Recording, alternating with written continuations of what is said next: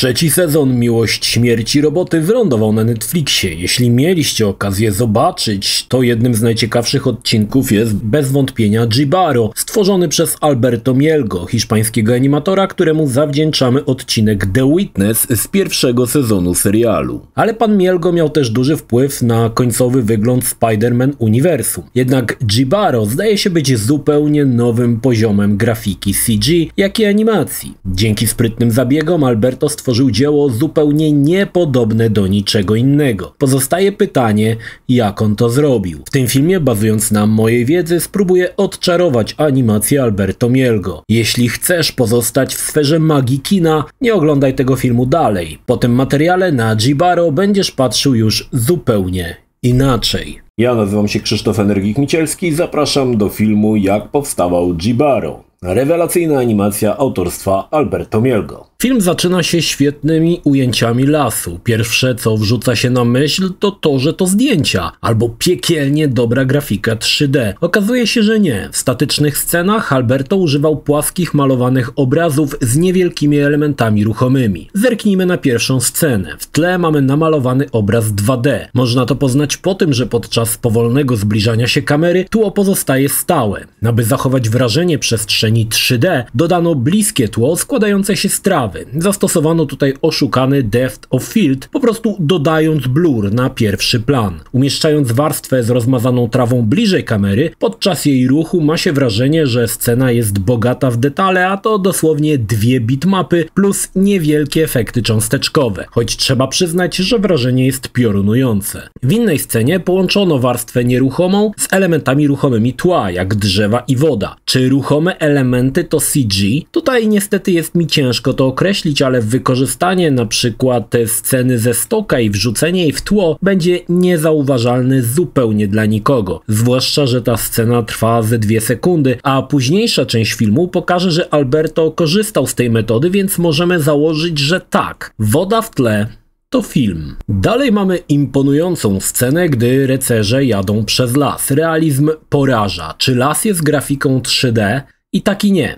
Ponownie jest to sprytnie i ciekawie zaprojektowana kompozycja. Część elementów jest 3D, ale dalsze tła to ponownie kilka warstw bitmap, które miały sprawić wrażenie, że są 3D. Podczas animacji widz łatwo by te elementy wychwycił, więc Alberto zdecydował się na styl filmowania z ręki. Do tego jeszcze wrócimy. Ale po czym poznać, co jest 2D, a co jest 3D? W zasadzie z pomocą zawsze przychodzi nam perspektywa. Jeśli kamera przemieszcza się, obiekty względem siebie również na scenie powinny się przemieszczać. Tutaj doskonale widać, że na przykład kolorowe kwiatki są obiektami 2D i są na jednej warstwie, ponieważ w miarę ruchu kamery pozostają zawsze w tej samej odległości względem siebie. Zwróćcie uwagę na tę scenę. Tło za jeziorem to ponownie statyczna płaska bitmapa, którą zobaczymy jeszcze w samym filmie nie raz. Zatrzymajmy się na chwilę. Czy jest możliwe wygenerowanie w 3D tak realistycznych leśnych teł? Wiele osób uważa, że dzisiejsza technika na to pozwala, ale mam dla Was ciekawą informację. Była już możliwa 12 lat temu. Z pomocą przyjdzie nam tutaj Alex Roman, jeden z najlepszych specjalistów od wizualizacji. W swoim filmie The Third and the Seventh zawarł ultra realistyczne drzewa z poruszanymi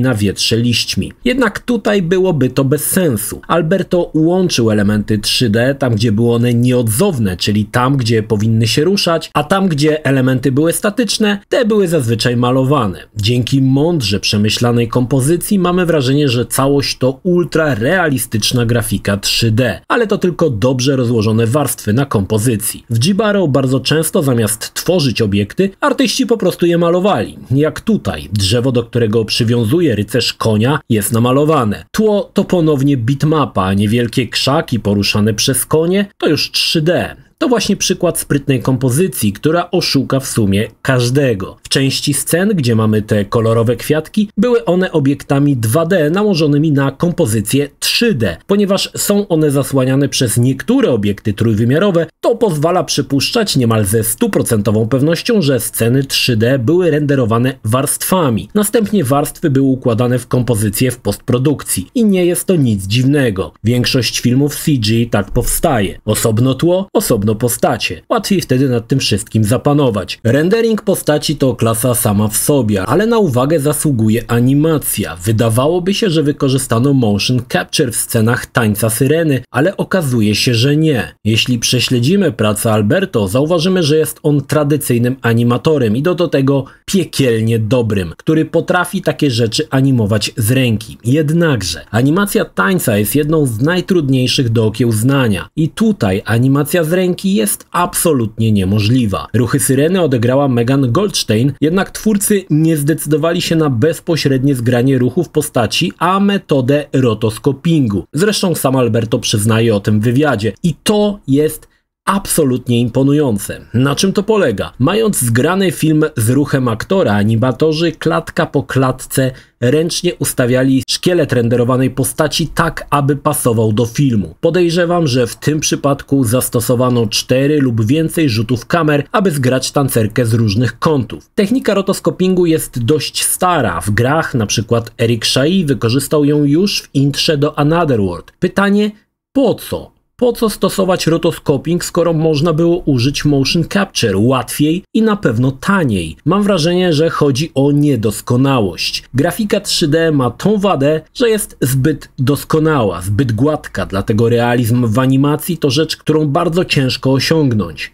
Zwróćcie uwagę na CG w amerykańskich blockbusterach. W scenach niezwykłych akrobacji, gdzie aktor podmieniany jest na postać 3D, ludzkie oko od razu wychwyci, że coś jest nie tak. To właśnie ta doskonałość ruchów. Tutaj dzięki ręcznemu ustawieniu każdej klatki udało się osiągnąć ludzką niedoskonałość. Dlatego wygląda to tak dobrze. A jak sprawa ma się z wodą, która pełni ponownie tutaj dość ważną rolę? Czy tak realistyczna ciecz jest możliwa do uzyskania na aktualnych komputerach? Woda wbrew pozorom nie stanowi dzisiaj zbyt dużego problemu. Najbardziej popularną aplikacją do symulacji płynów jest RealFlow, wykorzystywany często w Hollywood, choć oczywiście takich apek jest więcej. 10 lat temu nagrałem dla Was tutorial z tworzeniem szklanki wody. Oczywiście daleko mi jest do samego Alberto, ale technika jest dostępna od lat. Oczywiście jezioro, a szklanka to zupełnie inna skala, ale RealFlow ma możliwość generowania wody na dużych powierzchniach dzięki technologii Hybrido. Czy właśnie RealFlow używano podczas tworzenia Jibaro? Nie potrafię określić, ale bez wątpienia był to jeden z tych programów. Choć ponownie łatwo dać się oszukać, że cała woda jest generowana w 3D, a tak po prostu nie jest. Jedną ze scen, które zaczęły mnie zastanawiać, jest ta. Tło oczywiście jest malowane, ale woda wydaje się być zbyt realistyczna na symulację płynów. W tym wypadku jestem skłonny przyznać, że wykorzystano tutaj element prawdziwego filmu. Dlaczego? Ponieważ obserwując cały proces tworzenia odcinka, widać, że Alberto Milago nie chciał dokładać sobie bezsensownie pracy tam, gdzie nie było to potrzebne. I tutaj woda CG w takiej jakości byłby to ewidentny przerost formy nad treścią. Dlatego uważam, że w niektórych scenach, tak jak tutaj, wykorzystano zwykłe wideo połączone z postacią CG, jak i malowanym tłem 2D.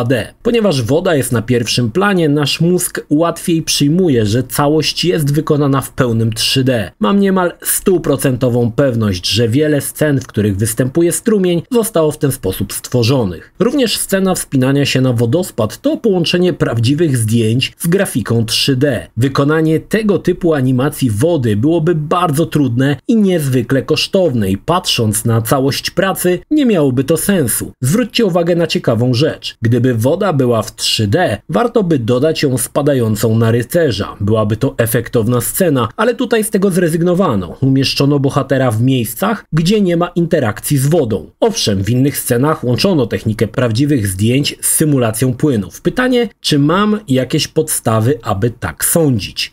Tak, i tutaj pomoże nam kolejny błąd w produkcji. To moment, kiedy rycerz wchodzi do wody. Zwróćcie uwagę, że rozbryzg wody jest wyżej niż aktualna woda. Cała płynąca rzeka z przodu to prawdziwy film, a w CG wykonano tylko ten rozbrysk, kiedy rycerz wchodzi do wody. Gdyby jednak sam rozbrysk obniżono, efekt byłby nie do rozpoznania. Dzięki temu błędowi widać, że mamy tutaj do czynienia z kompozycją kilku warstw. Inna sprawa, że rozbryski wody CG nie reagują zupełnie z wodą z pierwszego planu. Wpadają w nią bez jakiejkolwiek interakcji. Również tutaj woda nie reaguje zupełnie na nogi rycerza. Zdaje się przez nie przenikać. Gdyby obiekty i woda byłyby w pełnym 3D, interakcja na pewno byłaby brana pod uwagę. A jak wygląda sprawa z klatkarzem? Tutaj jest dość dziwna sprawa. Wydaje się, że film ma jakieś 15 klatek na sekundę, ale jeśli przyjrzymy się filmowi klatka po klatce, okaże się, że są to 24 klatki na sekundę i każda jest inna. Jednak obraz nie jest płynny, więc jak to wykonano? Dodam, że podobnie zrobiono w Spider-Man uniwersum. Animację naprawdę trudno nazwać płynną, zwróćcie uwagę na tę scenę. To są dwie sąsiednie klatki. Zobaczcie, ile między nimi brakuje. To ciekawa sprawa, bo symulacja obiektów fizycznych, na przykład w scenie tańca syreny, by nie działała. Gdyby system miał obliczyć, co się dzieje pomiędzy jedną a drugą klatką w tak dużym interwale czasowym, animacja by się posypała, więc jak? Zasadniczo mam dwa pomysły i oba pasują. Pierwszy, film wykonano w 48 klatkach na sekundę, a następnie puszczono go w 24 ramkach, więc usuwano co drugą klatkę animacji. Ruch staje się rwany, ale animacja pozostaje w filmowym klatkarzu. Tak zresztą wykonano sceny walki w Szeregowcu Ryanie. Lub, co wydaje mi się mniej prawdopodobne, film był nagrany w przyspieszonym tempie w 48 fps, a następnie dwukrotnie zwolniony. Jak wspomniałem,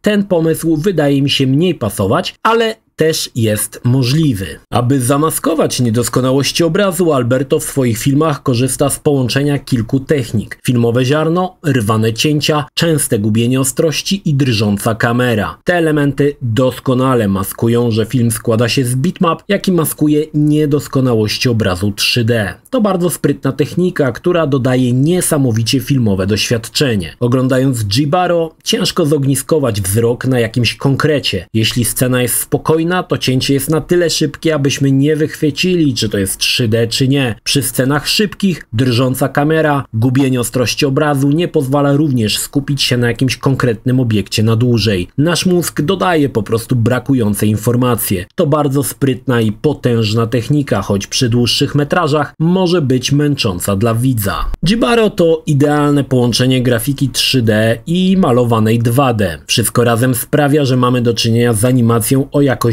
jeszcze niespotykanej, choć w dużej mierze to sprytne oszustwa, a całość sprawia wrażenie ultra realistycznej kompozycji 3D. Choć jak widzicie z tego filmu, nie do końca to prawda. Alberto Mielgo jest bez wątpienia genialnym twórcą i myślę, że jeszcze wiele rzeczy nie mniej interesujących od niego powstanie. Jibaro to też doskonały przykład, jak pracować mądrze i nie wykonywać niepotrzebnej pracy tam, gdzie nie jest ona potrzebna. W mojej opinii Jibaro to jedna z najlepszych animacji CG. Nie tylko pod kątem wykonania, ale i sprytu w sposobie, w jaki została wykonana. Brawo, panie Mielgo! Czekam na więcej.